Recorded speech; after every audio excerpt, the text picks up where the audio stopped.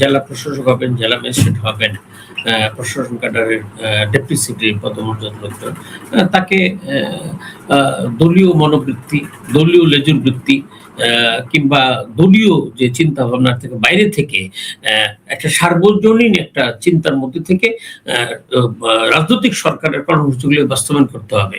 এবং রাজনৈতিক সরকার যদি মনে করেন যে এই ডিসিটা তো আমার না, এই ডিসিটা তো অমুক, এমনটা চিন্তা করলে হবে না। আবার এখানে আরেকটা বিষয় আছে, আপনাকে বলি যে আপনি জানেন যে ইউনূস সরকারের সময় যে পোস্টিং গুলো হয়েছিল, ডিসি পোস্টিং নিয়ে যে আপনি জানেন যে বিতর্ক হয়েছিল এবং এই বিষয়টা প্রমাণিত।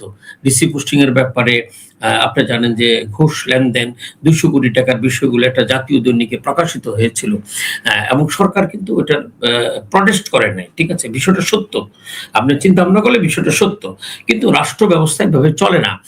ইউনূস সরকার একটা মব সরকার ছিল। ইউনূস সরকার একটা মানে এটা সরকার ঠিক বলা যায় না, এটা হলো একটা মব সরকার।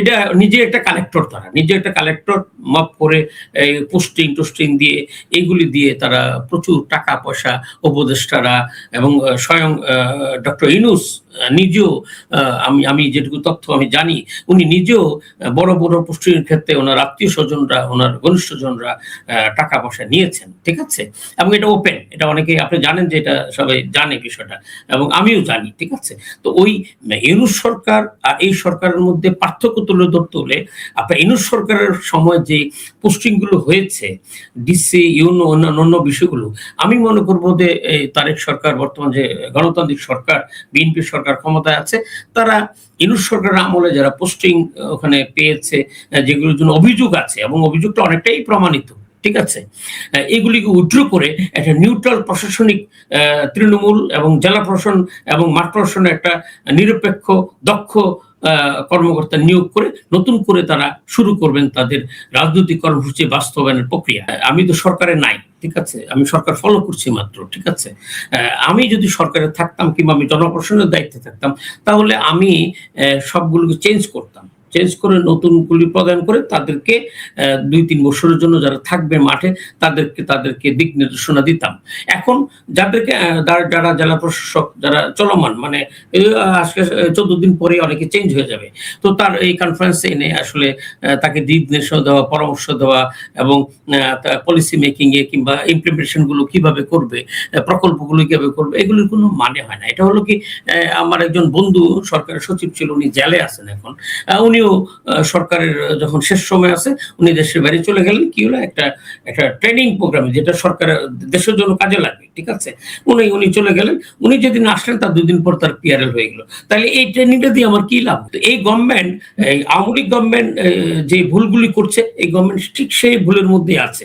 এবং এই গভর্নমেন্টের একটা বিষয় আছে যে এই গভর্নমেন্ট আওয়ামী লীগ যে কাজগুলি, মানে বিগত সরকার যে কাজগুলি করতো, মানে একটা পর্যায়ে এনে দলীয় বিভাগ চিন্তা করে কিংবা উৎকোচের বিষয় চিন্তা করে এইগুলি অনেক নিয়োগ টিয়োগ হয়েছে ওই আমলে। ঠিক আছে, অনেক, এটা সবাই জানে, আপনার পত্র পত্রিকায়, গণমাধ্যমে এগুলি উঠে এসেছে। ঠিক আছে, এই সরকারেরও কিন্তু এখন আপনি যদি একটু নাক কান খোলা রাখেন, চোখ খোলা রাখেন, তাহলে দেখবেন যে বিষয়টা আগের মতোই হচ্ছে।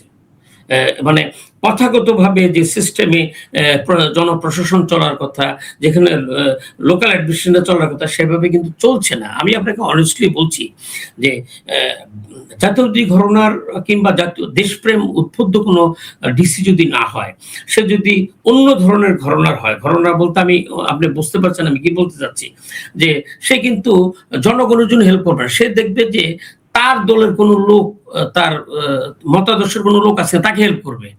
সে যদি একদম ধরনের ভিক্ষুক এসে ভিক্ষাও চায়, তাকেও কিন্তু ভিক্ষাটা দিবে না, যে তার দলের লোক হইতে তাহলে তারা ভিক্ষা দিবে।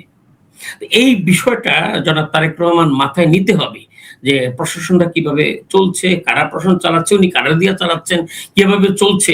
আসলে ইনফ্যাক্ট এই পদগুলো মানে জনপ্রশাসন চালানোর ক্ষেত্রে কারা গুরুত্বপূর্ণ এবং কারা জনপ্রশাসনটা বুঝেন, কারা রুলস অফ বিজনেস বোঝেন, গভর্নমেন্ট থিওরিটা বুঝেন এবং গভর্নমেন্টকে ভালো করে পরিচালনা করতে পারবেন, যাতে উনি যেটা বলছিলেন ওনার সংসদে, যে ওনার চেয়ারটা খুবই গরম, চেয়ারটা খুবই অন্যরকম চেয়ার, উনি যাতে ওই চেয়ারটা গরম না বলে শান্ত থাকতে পারেন, সেক্ষেত্রে ওনার গুরুত্বপূর্ণ পদে, গুরুত্বপূর্ণ যিনি বিষয়টা জানেন, যিনি লেখাপড়াটা জানেন, যিনি প্রশাসনটা বোঝেন, যিনি রুলস অফ বিজনেসটা বোঝেন, গভর্নমেন্ট থিওরিটা বোঝেন, ইন্টারন্যাশনাল ট্রিটিটা বোঝেন, আন্তর্জাতিক সম্পর্কটা বোঝেন, এবং সরকারের প্রতি তার দায়বদ্ধতা আছে, সরকারের প্রতি জনগণের প্রতি তার প্রেম আছে, তাকে ওখানে নিয়োগ করতে হবে। এখন আমি তো বললাম ঠিক আছে, তুমি তো আমাদের পছন্দ করতে না, তুমি তো ওটা ছিল, ঠিক আছে তুমি আসো, তুমি আমাকে এটা দাও, আমি তোমায় এটা করে দিচ্ছি। এখন কিন্তু তাই চলছে।